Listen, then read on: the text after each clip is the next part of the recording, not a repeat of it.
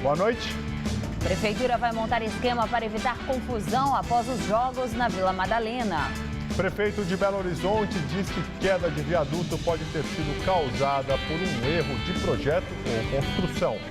Condenado no mensalão petista, José Dirceu sai da cadeia para trabalhar.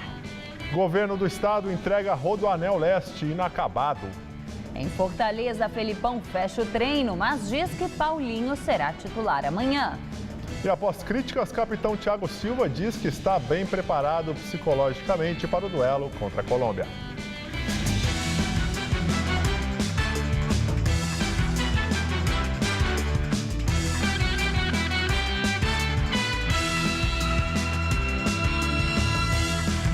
Depois da confusão com argentinos na terça-feira, Prefeitura e Polícia Militar vão dispersar os torcedores que ficarem na Vila Madalena durante a madrugada de amanhã.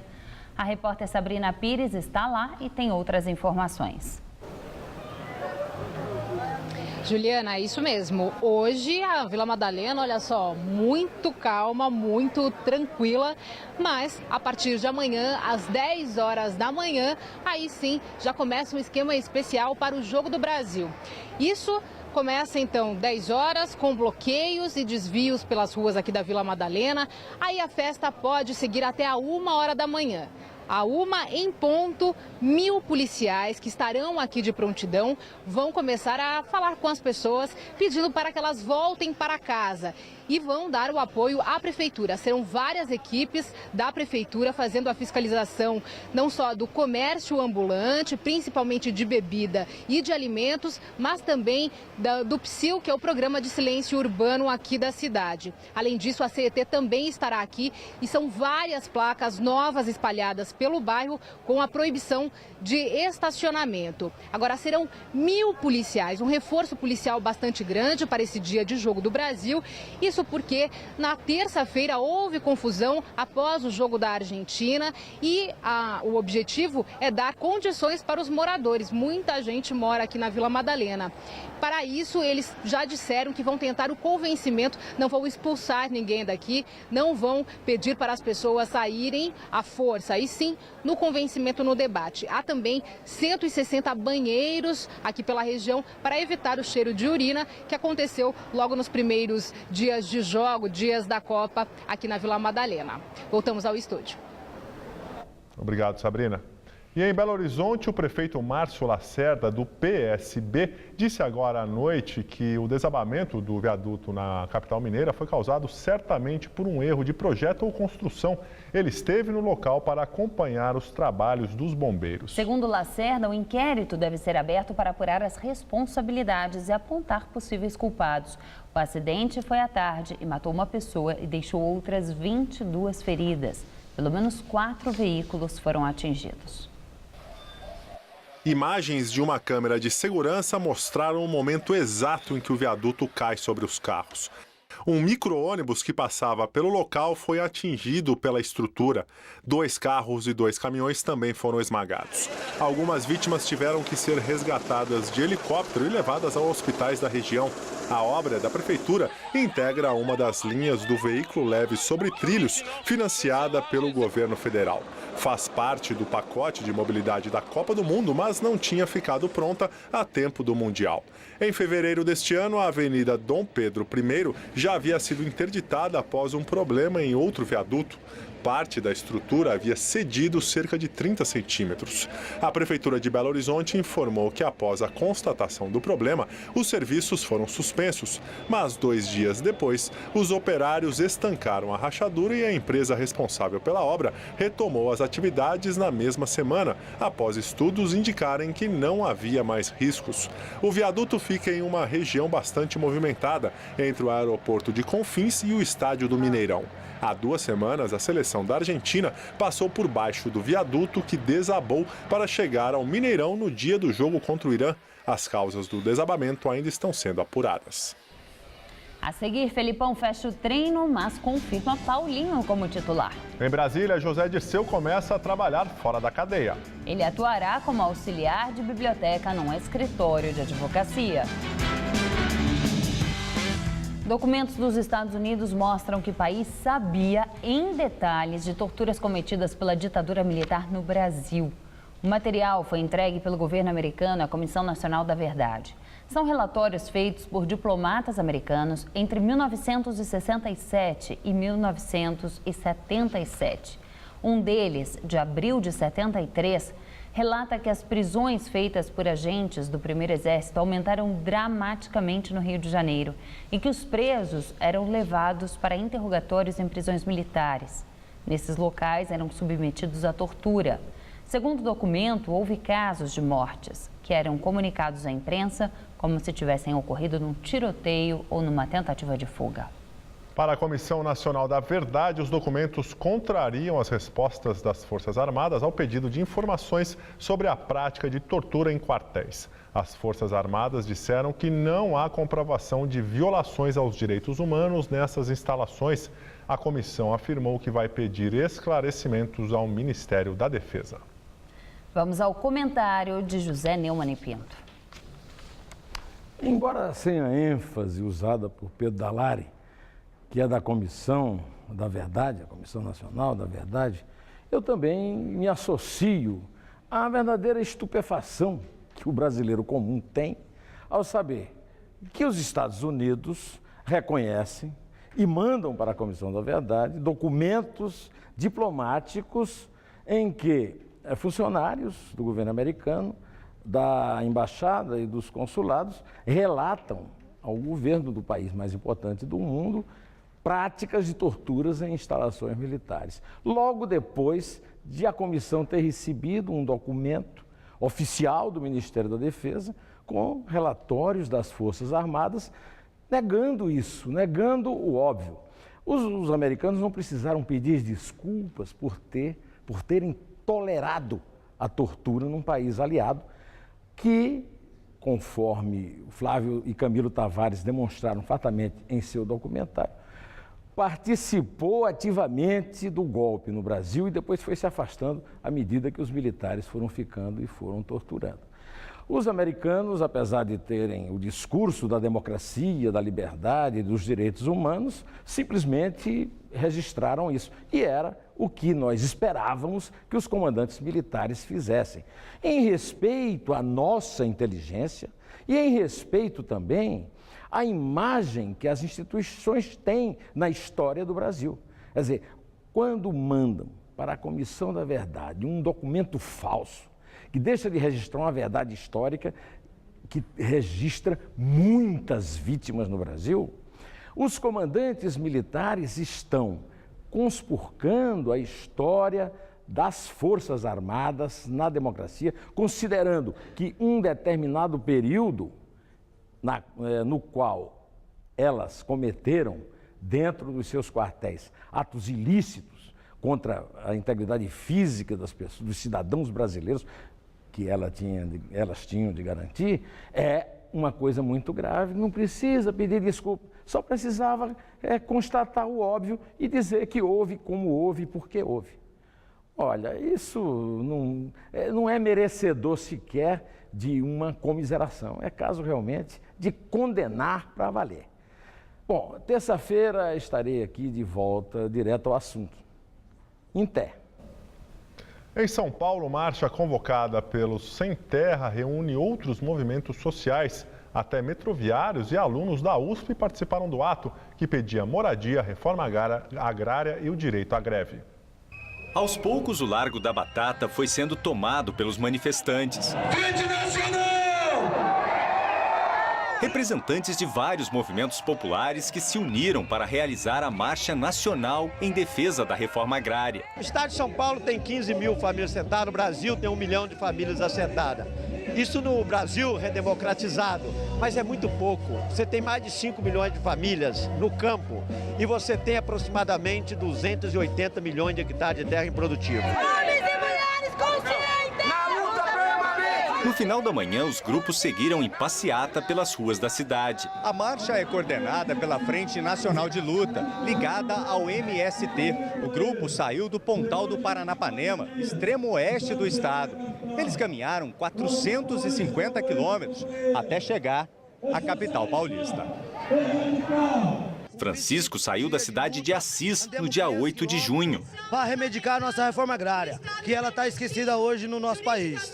O protesto recebeu o apoio de outros grupos, como o do Movimento dos Trabalhadores Sem Teto, o MTST, o Sindicato dos Metroviários e alguns professores e alunos da USP, que estão em greve. Segundo a Polícia Militar, 500 pessoas participaram da manifestação. O grupo seguiu pela Avenida Rebouças, chegando à Avenida Paulista. O trânsito na região ficou complicado e não faltaram reclamações dos motoristas. Atrasa tudo. Corrida lá da Consolação vim para aqui e fechou também. Não deu tempo de passar antes. Não deu. Na minha opinião, são bandos ocupados com falta de que fazer. Acaba atrapalhando. Estão atrapalhando muito. Eles não sabem o que eles querem mais. A passeata acabou por volta das 2 horas da tarde. Uma comissão foi recebida no prédio onde fica o escritório da Presidência da República e protocolou um documento com todas as reivindicações. Na USP, alunos são vítimas de arrastão dentro da universidade. Mesmo em meio à greve, muitos continuam frequentando o campus. O assalto no qual 14 alunos da Escola Politécnica foram vítimas de 2 homens armados aconteceu no pátio do Grêmio da faculdade às 7h40 da noite. Os criminosos chegaram em 2 motos e levaram celulares, carteiras e relógios. Uma das vítimas teve o nariz e a mandíbula quebrados depois de uma coronhada. A polícia rastreou os celulares roubados até a favela São Remo, na Zona Oeste. Até o momento, ninguém foi preso. Você ter um assalto, a mão armada, mais de 14 vítimas, né, para ser exato, no meio de um espaço aberto, que é bem circulado, com câmera, só mostra que o acesso ao crime está cada vez mais fácil dentro da universidade. E a insegurança não é só uma sensação. De acordo com as estatísticas do Distrito Policial de número 93, o que mais atende às ocorrências aqui da USP, só nos primeiros 5 meses deste ano já foram registrados 1.015 casos de roubos aqui na região.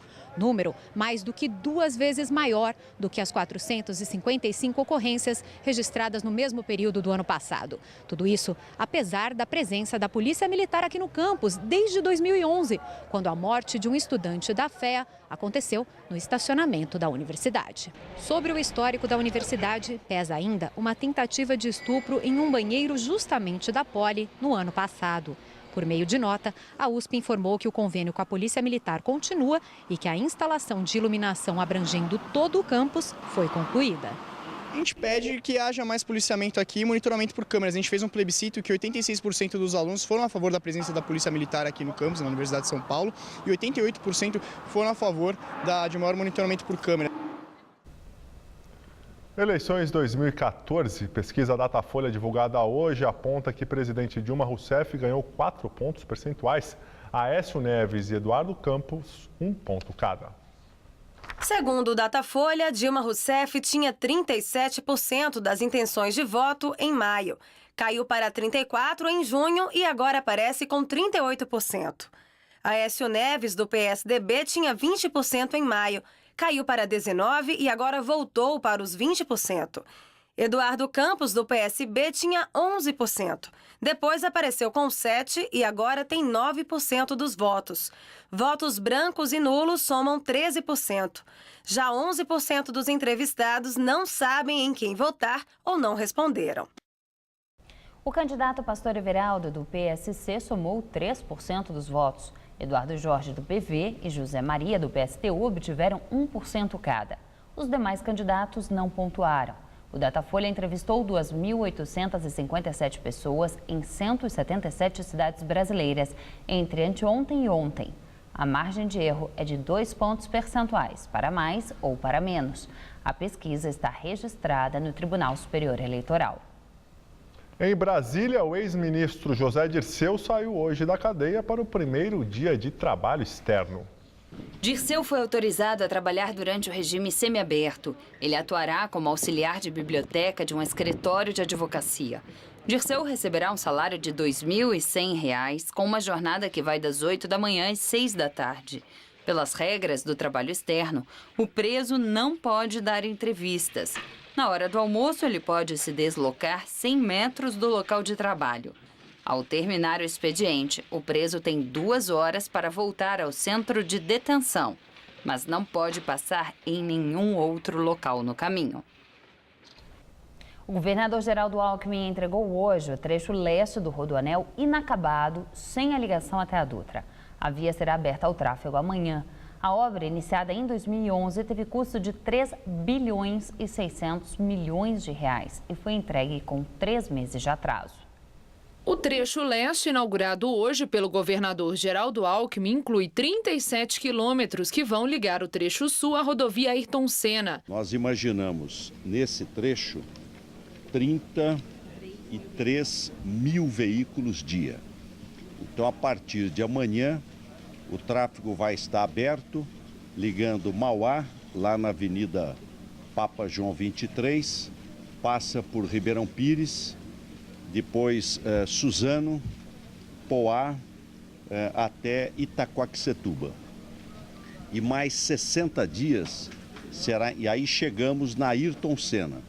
A gente imagina que reduz a 40% o tempo de viagem aqui na região. O trecho foi entregue com mais de 3 meses de atraso e, segundo o governo, a concessionária responsável pela obra será multada em R$ 471 mil por dia de atraso.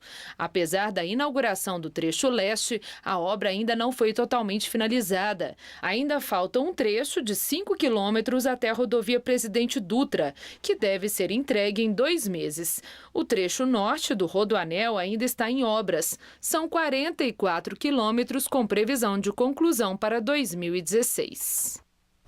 A região do Largo 13, em Santo Amaro, na Zona Sul, retomou hoje a rotina no dia seguinte ao incêndio na loja Armarinhos Fernando. 24 horas após o incêndio e ainda havia fumaça dentro da loja em Santo Amaro, na Zona Sul de São Paulo. O fogo começou ontem à tarde no 2º andar, onde funcionava o estoque da Armarinhos Fernando. O incêndio se alastrou rapidamente pelo imóvel. 14 equipes e 160 homens do Corpo de Bombeiros trabalharam para apagar as chamas. Ruas foram interditadas e 44 linhas de ônibus tiveram de mudar o trajeto. Ao longo do dia, a região do Largo 13 foi voltando à normalidade. A Defesa Civil, que tinha interditado 12 imóveis, aos poucos liberou as lojas vizinhas para reabrir. Como isso só aconteceu após o almoço, muitas que tinham dispensado os funcionários permaneceram fechadas. Na Alameda Santo Amaro, 2 homens fazem ainda a segurança da loja incendiada. O local fechado por tapumes despertou a curiosidade de muitos que passavam. Já na rua de trás, o que sobrou foi muita sujeira, material que seria vendido na loja. Agora, um dia depois do incêndio, a loja Armarinhos Fernando continua fechada e 2 imóveis vizinhos também estão fechados, interditados pela Defesa Civil. E esse aqui é um dos espaços, é uma loja de componentes eletrônicos e de instrumentos musicais. A gente já teve autorização aqui para entrar, para mostrar como é que ficou aqui dentro. O proprietário mostra como ficou o fundo da loja. A água que escorre do teto, segundo ele, foi jogada pelos bombeiros e agora resultou em diversas infiltrações e rachaduras. Aproximadamente 90% do produto foi salvo, está seguro. Os vizinhos nos cederam espaço, né? Então, bem alojado eles. Os comerciantes vizinhos afetados pelo fogo devem acionar o seguro da Armarinhos Fernando. Este foi o 3º incêndio da rede. Um deles ocorreu no começo do ano passado, em um depósito na Moca, na Zona Leste. O segundo aconteceu em outro galpão, também na Moca, em julho de 2013. Em nenhum dos 3 houve feridos. Os argentinos dominaram São Paulo nesta Copa. É o que mostra um levantamento divulgado hoje pela SP Tours. Entre os brasileiros, a invasão é de turistas do interior do estado. Uma coisa, o argentino Tomás não vai esquecer desta Copa do Mundo. A hospitalidade é única. Não esperávamos tão bom recebimento. De acordo com uma pesquisa divulgada hoje pela São Paulo Turismo sobre o movimento de turistas na primeira fase da Copa, os principais atrativos turísticos da cidade tiveram um aumento de 20% no número de visitantes. 65% dos turistas são brasileiros e os outros 35% estrangeiros. Eles vêm de várias partes do mundo. Chicago, United States. Washington, D.C., United States. New York City. Auckland, New Zealand. Sydney. Os dados colhidos com mais de 5 mil turistas mostram que, entre os visitantes internacionais, 31% são argentinos e 17% chilenos. Na sequência, vêm os uruguaios, colombianos, norte-americanos, ingleses, holandeses e mexicanos. Entre os brasileiros vindos de outros estados, se destacam os turistas do Rio de Janeiro, Minas Gerais e Paraná. Mas a maioria dos visitantes da capital paulista vieram do interior do estado de São Paulo. Eles representam 78% dos brasileiros. Rodolfo, por exemplo, veio de Jaú. O ambiente é bacana e aproveitar a Copa do Mundo também, dar uma passeada. A previsão de gastos dos turistas era inicialmente de R$ 1.800, mas, de acordo com o levantamento, o turista brasileiro está gastando uma média de R$ 2.200 e o estrangeiro quase R$ 5.000 aqui em São Paulo. Na coletiva, onde os números foram apresentados, o secretário de Turismo de São Paulo e presidente da SP Tours disse que a Copa vai aumentar o número de turistas na cidade em pelo menos 20% ao ano, pelos próximos 2 anos. Acredito isso, a hospitalidade do paulistano e a riqueza de São Paulo. São Paulo tem uma gastronomia muito forte, uma noite espetacular. Já o ministro do Turismo, Vinícius Lages, afirmou que a experiência com a Copa vai permitir fortalecer a área para que os turistas estrangeiros e brasileiros possam conhecer mais São Paulo e o país. Sabemos que podemos ganhar muito mais a partir dessa Copa, atenção política, atenção econômica, para que nós possamos atingir também, a exemplo de outros países, o turismo atingir percentuais no PIB muito mais significativos do que os 3,7 que nós temos hoje. E agora as notícias da seleção brasileira. Hoje o técnico Luiz Felipe Scolari escondeu os últimos ajustes no time para enfrentar a Colômbia amanhã no Castelão. A imprensa só pôde acompanhar os primeiros 20 minutos do treino, que foi realizado no estádio Presidente Vargas, em Fortaleza, quando os jogadores apenas se aqueceram numa roda chamada de bobinho no círculo central do gramado. Do lado de fora, milhares de torcedores pediram em vão para entrar nas arquibancadas. Felipão quis aproveitar o último trabalho, antes da partida contra a Colômbia, para os últimos ajustes táticos. Na coletiva, Scolari confirmou que Paulinho será titular no lugar de Luiz Gustavo, suspenso por 2 cartões amarelos, e afirmou que o teste de ontem de Henrique como volante na vaga de Fred foi uma experiência para, de repente, ser usada durante o confronto diante da equipe da Colômbia. Já o capitão da seleção, Thiago Silva, respondeu às críticas em relação ao emocional da equipe e falou sobre o confronto contra os colombianos. Então a descarga que eu tive emocional foi por causa disso, porque eu me entrego de corpo e alma naquilo que eu faço, sabe? Então não tem como, quando a gente faz a coisa com gosto, não se emocionar. Mas eu acho que no geral a equipe está muito tranquila nesse aspecto. Está muito motivada para esse jogo contra a Colômbia. Se eu não me engano, os últimos 4 confrontos contra a Colômbia, 4 empates, né? Então isso mostra o quanto vai ser difícil. Mas eu acho que a gente está preparado para esse jogo. E o duelo de amanhã é o tema do comentário de Celso Cardoso. Amanhã conheceremos os primeiros semifinalistas da Copa do Mundo. Alemanha e França jogam 13h no Maracanã e o vencedor encara o Brasil, claro, se passar pela Colômbia às 17h em Fortaleza. A propósito, apesar da semana difícil da seleção, questionada pelo estado psicológico, pelas declarações em off de Filipão para alguns amigos jornalistas, existe uma confiança maior para o jogo contra os colombianos. Na comissão técnica da seleção, tem a certeza de que o Brasil vai ter mais espaço para jogar, que o jogo do time brasileiro, como diz o próprio treinador, se encaixa melhor contra os colombianos. Que assim seja. E que a seleção coloque os nervos no lugar e jogue melhor, algo que ainda não aconteceu neste Mundial. Tradição e camisa o Brasil tem, mas a Colômbia, embora velha freguesa, é uma das melhores seleções do torneio e tem também um dos melhores jogadores, o meia Rames Rodrigues. Olho neste camisa 10. No Brasil, a novidade é a presença de Paulinho no lugar de Luiz Gustavo. E a esperança, como sempre, é Neymar. Que ele esteja inspirado e disposto a brincar com a bola nos pés. Vamos ver como fica o tempo amanhã em todo o estado de São Paulo com Mariana Armentano.